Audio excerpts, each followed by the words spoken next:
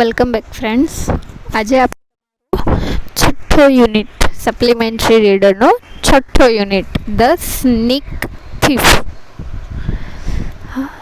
તે આપણે જોવાના છે. હવે સ્નીક એટલે છુપાયેલું, એટલે કે જે આપણને ખબર પણ ન પડે અને છાના માના અવાજ કર્યા વગર કંઈક ચોરી કરી જાય એવું, એટલે કે છુપો ચોર, તે આપણે જોવાના છીએ.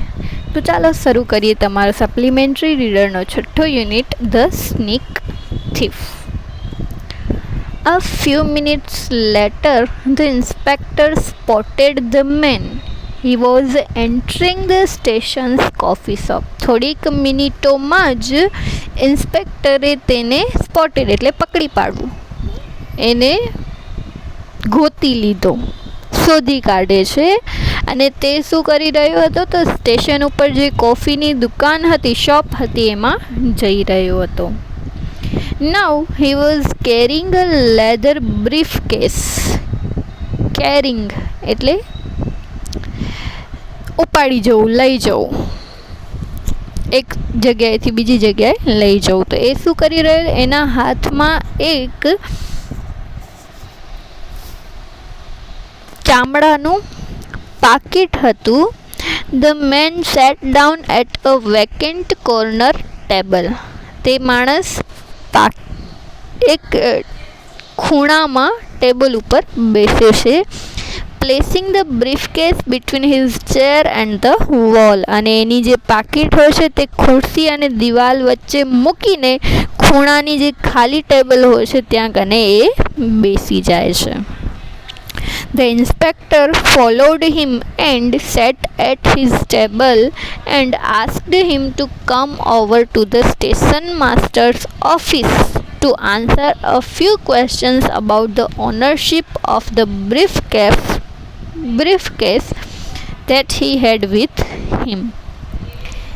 ઇન્સ્પેક્ટર એને ફોલોડ એટલે પીછો કરે છે અને તેના જ ટેબલ પાસે જઈને બેસે છે અને તેની પાસે જે પાકીટ હતી એ પાકીટની માલિકી વિશે થોડાક પ્રશ્નોના જવાબ આપવા માટે સ્ટેશન માસ્ટરની ઓફિસમાં આવવા માટે ઇન્સ્પેક્ટર એ માણસને કહે છે કે તે તારી પાસે જે પાકીટ છે એ પાકીટની માલિકી કોની છે, એટલે કે એનો માલિક કોણ છે, એના વિશે મને તને કેટલાક ક્વેશ્ચન આન્સર્સ કરવાના છે, એના માટે તું સ્ટેશન માસ્ટરની ઓફિસમાં આવ, એવું ઇન્સ્પેક્ટર તે માણસને કહે છે. The man claimed angrily that the briefcase was his, but he agreed to go along. તે માણસ હોય છે એ ગુસ્સે થઈને કહે છે કે આ પાકીટ મારું જ છે, એટલે એવું હોવાનો દાવો કરે છે, પણ તે સાથે જવા માટે એગ્રી એટલે સંમત પણ થાય છે, હું હાલીશ તમારી સાથે. In the station master's office, the briefcase lay open on the desk, revealing a file of papers and an envelope containing about $20,000. Station માસ્ટરની ઓફિસમાં તે ટેબલ પર પાકીટ ખોલે છે. તેમાં પાકીટમાંથી શું નીકળે છે? તો એ કાગળોની એક ફાઇલ નીકળે છે અને $20,000 ભરેલું આ પાકીટ, એક પાકીટ અંદરથી પણ બીજી એક પાકીટ મળી આવે છે. Oh, this is not my briefcase, shouted Mr. Fink.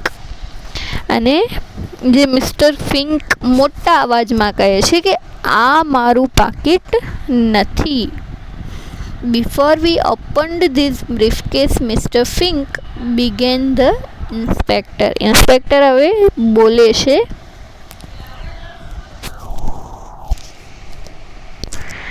આપણે આ પાકીટ ખોલ્યું તે પહેલાં તમે અમને કહ્યું હતું કે આ પાકીટ તો તમારું જ હતું. એટલે જે ઇન્સ્પેક્ટર હોય છે બોલવાનું શરૂ કરે છે કે આપણે આ પાકીટ ખોલ્યું તે પહેલાં તો મિસ્ટર ફિંક, અને આગળ કહે છે યુ ટોલ્ડ અસ, તે અમને કહ્યું હતું કે ઇટ વોઝ ડેફિનેટલી યોર્સ, કે આ પાકીટ તો તારું જ છે, and that it contained only a couple of magazines, અને તે અમને એવું પણ કીધું હતું કે આ પાકીટની અંદર માત્ર 2 મેગેઝિન જ છે. Now you deny that you are the owner. હવે તું આ પાકીટનો માલિક નથી એમ તું કહે છે. How do you explain that? હવે એ વિશે તમારે શું કહેવું છે? ઇન્સ્પેક્ટર એને આવું બધું પૂછે છે. એના ક્વેશ્ચન આન્સર્સ આપેલા છે. પહેલો છે, what was the man carrying?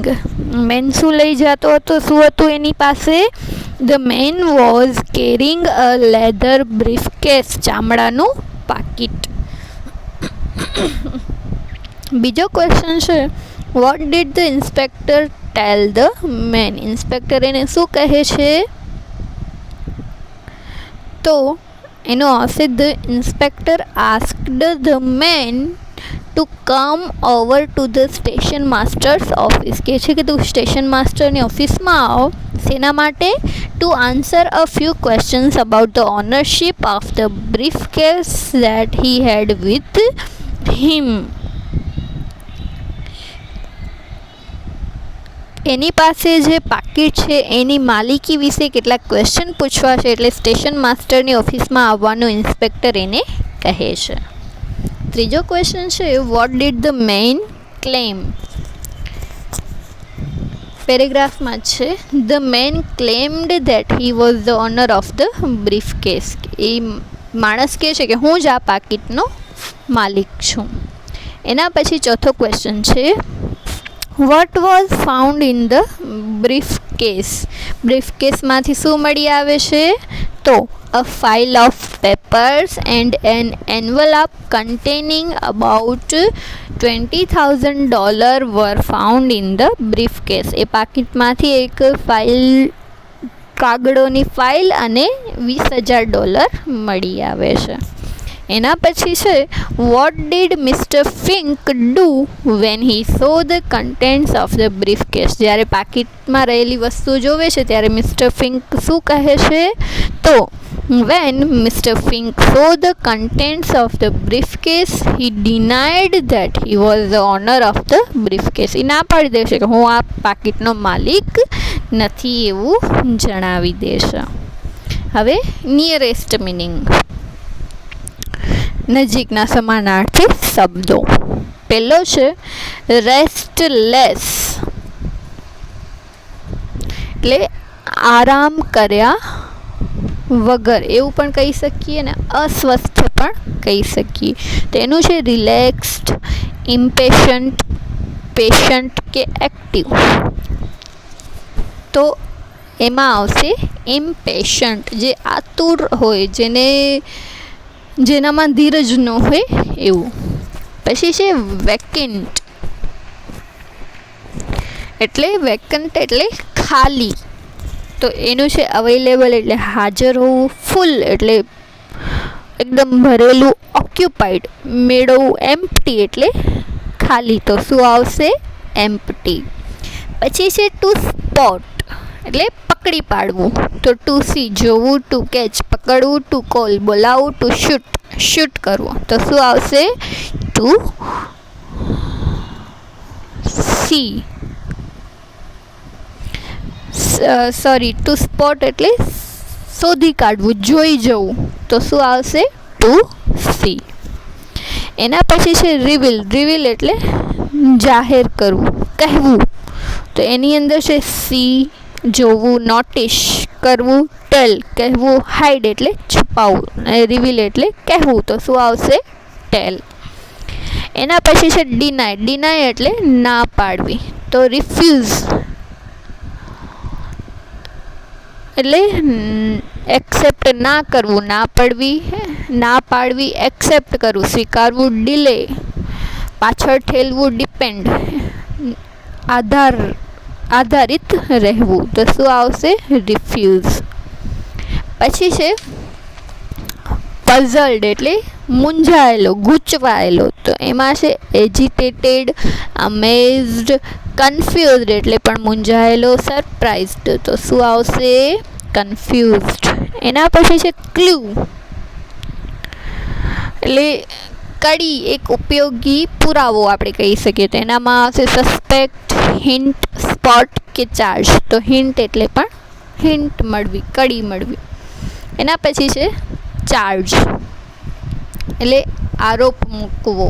તો એનામાં અરેસ્ટ, એક્યુઝ, સ્પોટ કે ડિનાય. તો શું આવશે?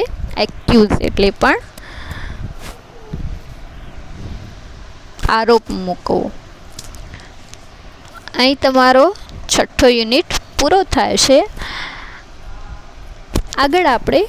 આગળના વિડીયો લેક્ચરમાં આપણે 7મો યુનિટ જોઈશું. આના જે ક્વેશ્ચન આન્સર છે તે તમારે સ્વાધ્યાય પોથીમાં લખી અને એના ફોટોઝ મને મોકલવાના રહેશે.